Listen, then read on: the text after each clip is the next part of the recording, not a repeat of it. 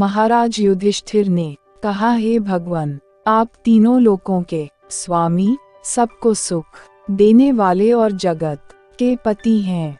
मैं आपको नमस्कार करता हूँ। हे देव, आप सबके हितैषी हैं, अतः मेरे संशय को दूर कर मुझे बताए कि मार्गशीर्ष एकादशी का क्या नाम है। उस दिन कौन से देवता का पूजन किया जाता है और उसकी क्या विधि है, कृपया मुझे बताएं। भक्तवत्सल भगवान श्री कृष्ण कहने लगे कि धर्मराज, तुमने बड़ा ही उत्तम प्रश्न किया है। इसके सुनने से तुम्हारा यश संसार में फैलेगा। मार्गशीर्ष शुक्ल एकादशी अनेक पापों को नष्ट करने वाली है। इसका नाम मोक्षदा एकादशी है।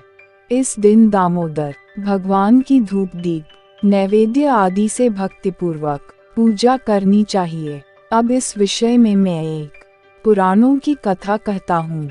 गोकुल नाम के नगर में वैखानस नामक राजा राज्य करता था। उसके राज्य में चारों वेदों के ज्ञाता ब्राह्मण रहते थे।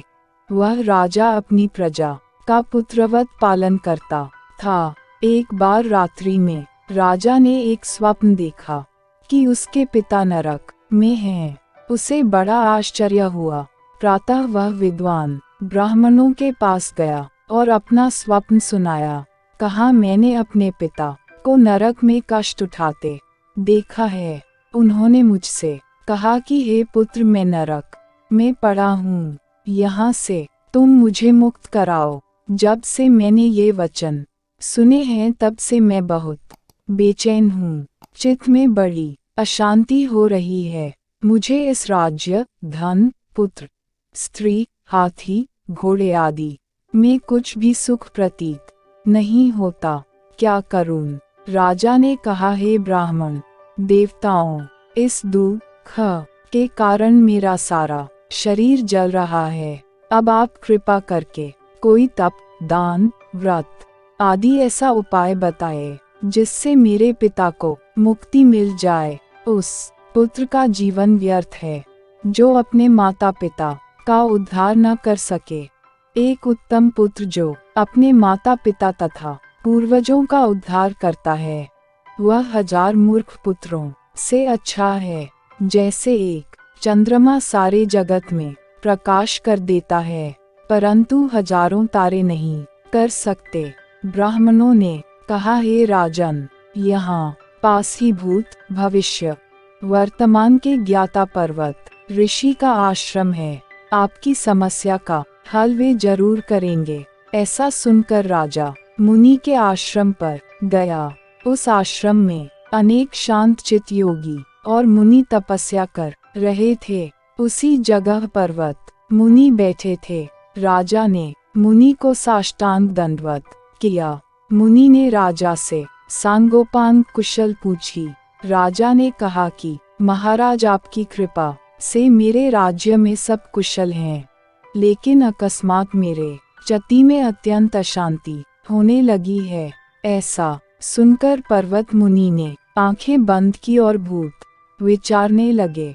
फिर बोले, हे राजन, मैंने योग के बल से तुम्हारे पिता के कुकर्मों को जान लिया है। उन्होंने पूर्व जन्म में कामातुर होकर एक पत्नी को रति दी, किंतु सौत के कहने पर दूसरे पत्नी को ऋतुदान मांगने पर भी नहीं दिया। उसी पाप कर्म के कारण तुम्हारे पिता को नरक में जाना पड़ा। तब राजा ने कहा, इसका कोई उपाय बताए।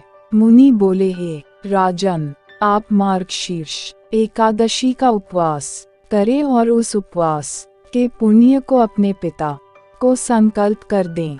इसके प्रभाव से आपके पिता की अवश्य नरक से मुक्ति होगी। मुनि के ये वचन सुनकर राजा महल में आया और मुनि के कहने अनुसार कुटुंब सहित मोक्षदा एकादशी का व्रत किया। इसके उपवास का पुण्य उसने पिता को अर्पण कर दिया। इसके प्रभाव से उसके पिता को मुक्ति मिल गई और स्वर्ग में जाते हुए वे पुत्र से कहने लगे, हे पुत्र, तेरा कल्याण हो। यह कहकर स्वर्ग चले गए। मार्गशीर्ष मास की शुक्ल पक्ष की मोक्षदा एकादशी का जो व्रत करते हैं उनके समस्त पाप नष्ट हो जाते हैं। इस व्रत से बढ़कर मोक्ष देने वाला और कोई व्रत नहीं है। इस कथा को पढ़ने या सुनने से वाजपेय यज्ञ का फल मिलता है। यह व्रत मोक्ष देने वाला तथा चिंतामणि के समान सब कामनाएं पूर्ण करने वाला है।